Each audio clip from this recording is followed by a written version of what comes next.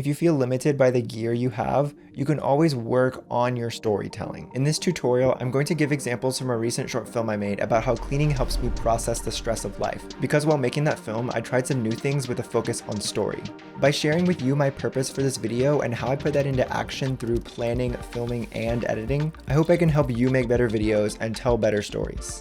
For me, the most important part of telling a story is bringing the viewers along with you. When it comes to B-roll and videos in general, you really want the viewers to feel what you're feeling and feel like they're a part of the video somehow. For my short film, if I just randomly put a bunch of clips of me cleaning, it would probably feel to you like I'm just throwing these visuals at you for no real reason. And that's not what I would want watching a video. So when I made this short film, I tried to share the story with you in a way that flowed and had a purpose. To tell a story with any kind of video, you need to have something at the root of that story, which can be an emotion or information. There needs to be something that the story draws from. For something like the smoothie B-roll, I draw from my sense of excitement about food and about using a camera to show it in new ways. So if you have a broad idea of what story you want to tell and why you want to tell it, the next step is figuring out the structure and flow of your story. There's so many different ways to tell a story. I would try to picture a story based on what changes as the video progresses. In a lot of my B-roll videos, especially the food ones, the story structure comes from the process of creating the food. So as the video progresses, the food gets more and more assembled until the end we have a finished product. And that is what makes it easy to follow, and that's what brings you along on the story with me. In my short film, I had a similar thing going on, where the process was the cleaning process, starting with dirty and ending with clean. But added to that was the layer of my own mental state, going from very stressed and closed off at the beginning to a lot happier and more open at the end. If you think about what happens and what changes throughout your video and how that contributes to an overall story and purpose, then you can help your audience connect more to the video that you're making. So those are some broad things I think you want to consider while making a video. Now I'm going to give storytelling tips specific to each part of the video creating process. First is planning. It's okay if you feel lost when trying to plan for videos. For me, it didn't come naturally. I had to work on thinking about what I wanted in videos and being able to visualize that. And that's just part of the creative process, is figuring out your style and your voice and your purpose. By now, you might already know that I like to create shot lists for most of my videos, but I realize the main reason I make shot lists is not to write down every clip, but to figure out the things that I've already talked about, like the purpose and structure of a story, and then to come up with specific ideas based on those broader things. For this short film, I started with that, and then I wrote down most of the angles that I wanted and what order I wanted things to go in, but I didn't feel like I wanted to lock myself in, so I left some room for creativity. At every point in the creative process, you make decisions, like how I had the lighting shift from red to teal along with me going from overwhelmed to happy, or how I chose to use a voiceover to add context to the story. For something like my B-roll sequences, I don't use voiceovers because there's already a clear sequence of events like the creation of food. But in the cleaning short film, it was a lot more complicated, so I felt like I needed to have that voice guide the story along with the visuals. Intentional choices like this define your story. Okay, now I'm going to talk about what you can do in filming to tell a better story.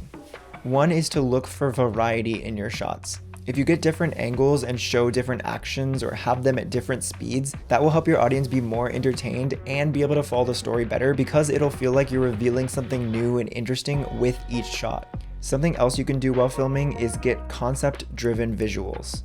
This is when what you film isn't just literally what it is, it also means something conceptually or metaphorically for your story.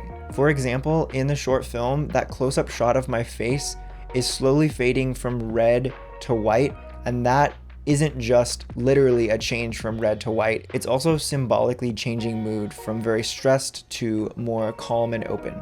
Another concept-driven visual is later on when I'm talking about how opening up and coping with stress is something that we can all feel together. I have a shot with multiple Swiffers circling around each other, which matches that idea of togetherness. You don't want to have every shot be like mind-blown metaphor meaning, but you can throw them in there every once in a while to have something that illustrates what's happening in the story.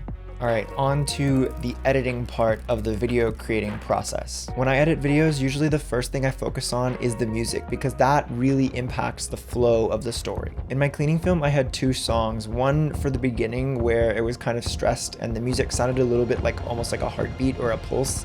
And the rest was this classical EDM song that when I listened to it first, I knew I needed to put this in the video because it expressed exactly what I was feeling. When you know that something fits exactly in a video, it feels so good. Another important part of editing that affects how your story comes across is the timing and pacing. At the beginning of the film, the timing between clips got quicker and quicker and quicker because we were building up to that kind of climax of stress in my mind. Then when I throw the headphones down in frustration, it holds on that shot for a while. I decided to do that because that moment is a shift where I thought it fit to be quiet and still. This creates contrast between that long hold on the headphones with earlier those super fast stress cuts. One of my favorite parts of editing is sound effects, and I think that sound helps add to the story because it immerses your viewer in what's happening. The beginning of my video is actually a clusterfuck of sound effects that add to the stress and the emotion of me being overwhelmed by everything that's happening in the world. A lot of the sound effects that I add are also what is literally happening in the scene, and that serves to help you feel like you're actually there because you would hear my foot tapping or you would hear the sliding of the Swiffer if you were actually here with me. And I also add sound effects to enhance what's going on, like movement. So that's where things like whooshes and sounds that build up to a transition, which is called a riser, and other sounds that help you feel what I'm feeling, like the twinkly sound in the shot where I'm opening up and letting myself feel.